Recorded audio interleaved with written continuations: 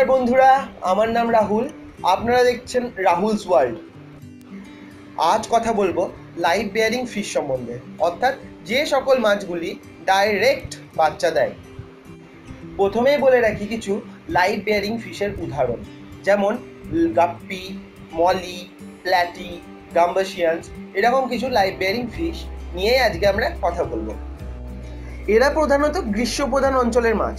তো আমাদের সবসময় মাথায় রাখতে হবে এদের ট্যাঙ্কের টেম্পারেচার সবসময় যেন 30 থেকে 35-এর মধ্যে থাকে, এবং জলের পিএইচ সাধারণত নিউট্রাল হলে ভালো হয়, কিন্তু একটু আধটু ক্ষারীয় বা একটু আধটু অ্যাসিডিক হলেও অসুবিধা হয় না। তো বলি এবার এদের ট্যাঙ্ক সেট আপ নিয়ে। আমি বলবো সবসময় এদেরকে আপনি একটা মাটির কিংবা সিমেন্টের চৌবাচ্চায় রাখুন, যেখানে এরা সব থেকে ভালো থাকে, এবং এই চৌবাচ্চাটা দিনে মিনিমাম যেন 4 থেকে 5 ঘন্টা সূর্যের আলো পায়। হ্যাঁ, খেয়াল রাখতে হবে যেন প্রখর সূর্যের ডাইরেক্ট রোদটা না পায়, তাহলে জল অত্যাধিক গরম হয়ে যায়।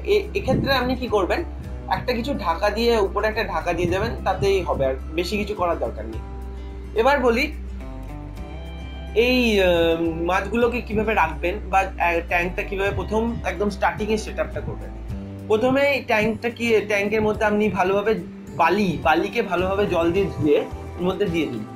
যেমন ট্যাঙ্কের আয়তন সেরকমভাবে আপনি সেই অনুপাতে আপনি বালি দিন, ঠিক আছে। এবার আপনি জল ভরে দিন। জল ভরার পর আপনি জলের মধ্যে অ্যাড করবেন লবণ। সন্ধব লবণ হলে ভালো হয়, এমনি আপনি জেনারেল যে আমরা খাওয়ার জন্য ইউজ করি টাটা সল্ট, আপনি সেটাও ইউজ করতে পারেন, কোনো অসুবিধা নেই। এবার আপনি ইউজ করবেন তার মধ্যে কিছুটা বাইকার্বনেট। সেটাও অবশ্যই যে আপনার অ্যাকোরিয়ামের আয়তন কত, জল কতটা অ্যামাউন্ট আছে, সেই অনুপাতে আপনি বাইকার্বনেট অর্থাৎ খাবার সোডা অ্যাড করবেন। এবার এরকমভাবে সেটাকে 2 থেকে 3 দিন ফেলে রাখুন। এবার তার মধ্যে আপনি কিছু গাছ অ্যাড করুন।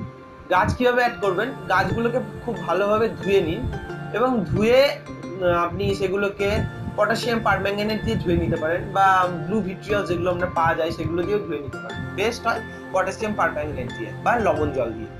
এবং কারণ কি, অনেক সময় প্যারাসাইটগুলো চলে আসে এই গাছগুলোর সাথে এবং জলে চলে যায়। তো বেস্ট হয় আপনি এগুলোকে ধুয়ে তারপর সেগুলোকে অ্যাকোরিয়ামের মধ্যে লাগান।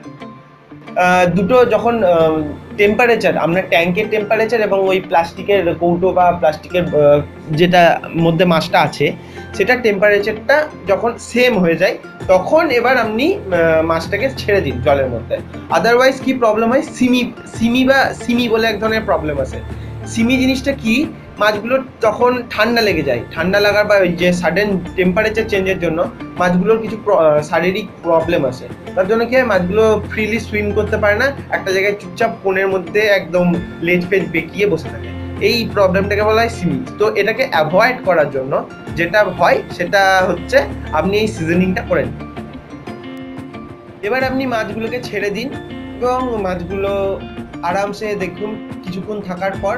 প্রথমে যেহেতু ওই মাছগুলো অনেক সময় কি হয় যে অনেকক্ষণ ক্যারি করে অনেক দূর থেকে যদি আপনি সেগুলোকে আনেন, তাহলে অনেক এই থাকার জন্য এই প্যাকেটের মধ্যে বা প্লাস্টিকের জায়গা বা যেখানেই হোক, যে ক্যারি করার সময় অনেক সময় তাদের স্ট্রেস চলে আসে। তো আমরা কি করি জেনারেলি, ওই অ্যাকোরিয়ামের মধ্যে বা ওই যে আপনি যেখানে ছেড়েছেন মাছগুলো, সেখানে থাকতে থাকতে কিছুক্ষণের মধ্যে এই স্ট্রেসটা চলে যায় মাছগুলো। তো এবার মাছগুলো ফ্রিলি সুইম করতে থাকছে, এখানে ওখানে ছুটে বেড়াচ্ছে গোটা অ্যাকোরিয়াম জুড়ে। তখন দেখবেন আপনার মাছ একদম পুরো সুস্থ। এবার আপনি মাছকে অল্প অল্প কিছু খাবার দিতে শুরু করুন। আজ এই পর্যন্তই। নেক্সট দিন আসবো আবার লাইভ বেয়ারিং ফিশেদের কিছু কমন রোগ সম্বন্ধে, এবং সেগুলিকে কিভাবে কিওর করব সেগুলো নিয়ে, এবং মাছের মেল ফিমেল কিভাবে আমরা জানবো, কিভাবে চিনবো, সেই সম্বন্ধে নেক্সট দিন আমরা আবার একটা ভিডিওতে আসবো। আজকের মতো বাই। আমার চ্যানেলকে সাবস্ক্রাইব করুন এবং ভালো লাগলে ভিডিওটি লাইক শেয়ার করুন। ধন্যবাদ।